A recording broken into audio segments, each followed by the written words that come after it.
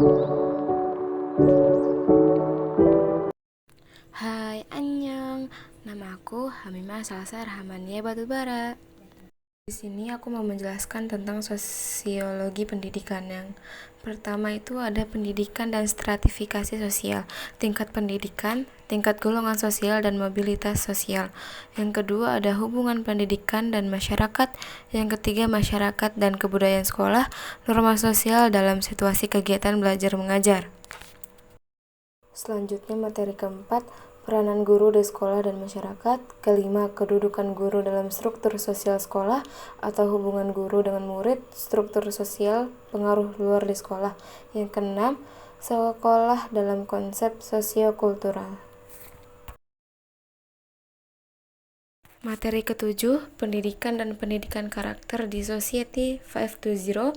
Yang kedelapan, pendidikan di era 520 dan perubahan nilai perkembangan urban sosial. Yang kesembilan, kepribadian guru dalam pendidikan. Dan yang terakhir, pendidikan, masyarakat, dan kebudayaan. Masuk ke materi pertama, yaitu pendidikan dan stratifikasi sosial, tingkat pendidikan, tingkat golongan sosial, dan mobilitas sosial. Pengertian dari stratifikasi sosial menurut Pitirim A. Sorokin adalah perbedaan penduduk atau masyarakat ke dalam lapisan-lapisan kelas secara bertingkat atau hierarkis.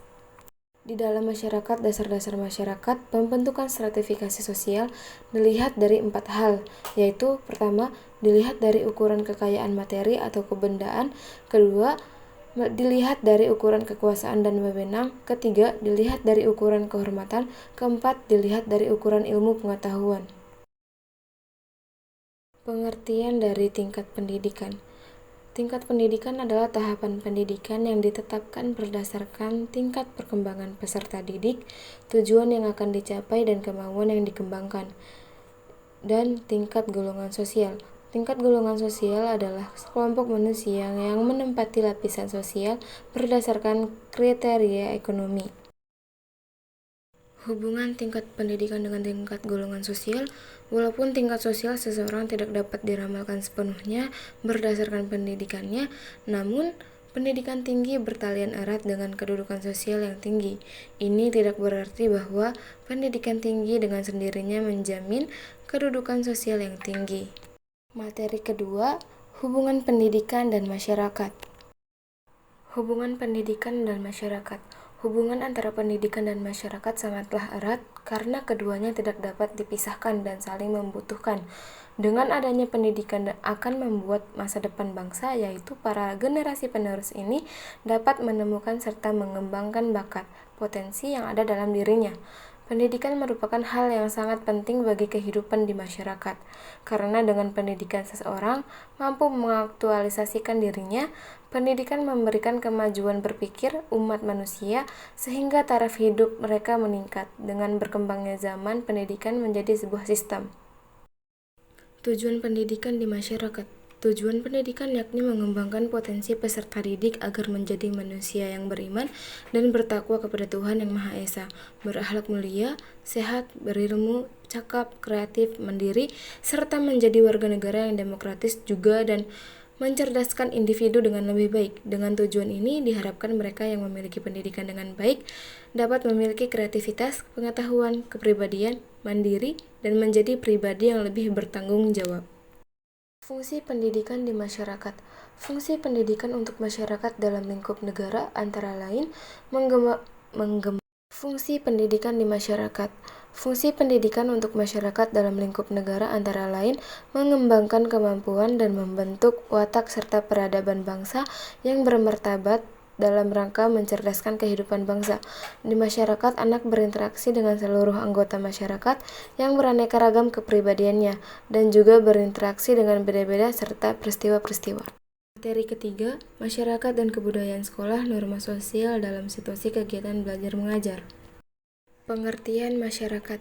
Masyarakat memiliki pengertian hubungan yang terjalin antara beberapa kelompok orang untuk bekerja sama dalam mencapai tujuan bersama. Pengertian kebudayaan sekolah. Kebudayaan sekolah adalah sistem pendidikan mengembangkan pola kelakuan tertentu sesuai dengan apa yang diharapkan oleh masyarakat dan murid-murid. Sekolah bertugas untuk menyampaikan kebudayaan kepada generasi baru dan harus memperhatikan masyarakat dan kebudayaan umum. Tiap kebudayaan mengandung bentuk kelakuan yang diharapkan dari anggotanya. Di sekolah diharapkan bentuk kelakuan tertentu dari semua murid dan guru. Itulah yang menjadi norma bagi setiap murid dan guru. Norma ininya dalam kelakuan anak dan guru, dalam peraturan-peraturan sekolah, dalam tindakan dan hukum terhadap pelanggaran, juga dalam berbagai kegiatan seperti upacara-upacara. Pengertian norma sosial. Norma merupakan aturan-aturan dengan sanksi-sanksi yang dimaksudkan untuk mendorong bahkan menekan pribadi, kelompok masyarakat untuk mencapai nilai-nilai sosial. Norma sosial adalah patokan perilaku dalam suatu kelompok masyarakat tertentu. Norma sering juga disebut dengan peraturan sosial. Norma menyangkut perilaku-perilaku yang pantas dilakukan dalam menjalani interaksi sosialnya. Siapapun yang melanggar norma atau tidak bertingkah laku sesuai dengan ketentuan yang tercantum dalam norma itu akan memperoleh hukuman. Misalnya, bagi siswa yang terlambat dihukum tidak boleh masuk kelas. Bagi siswa yang mencontek pada saat ulangan tidak boleh meneruskan ulangan. Secara umum, kita dapat membedakan norma menjadi dua norma, yaitu norma khusus dan norma umum. Norma khusus adalah aturan yang berlaku dalam kegiatan atau kehidupan khusus. Misalnya, aturan olahraga, aturan pendidikan, atau aturan sekolah dan sebagainya. Norma umum adalah norma yang bersifat umum atau universal. Pengertian kegiatan belajar dan mengajar. Hakikat belajar. Pada hakikatnya, proses belajar mengajar adalah proses komunikasi. Kegiatan belajar mengajar di kelas merupakan suatu dunia komunikasi tersendiri di mana guru dan siswa bertukar pikiran untuk mengembangkan ide dan pengertian.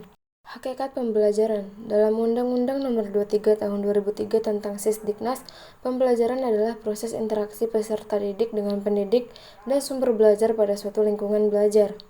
Materi keempat adalah peranan guru di sekolah dan masyarakat.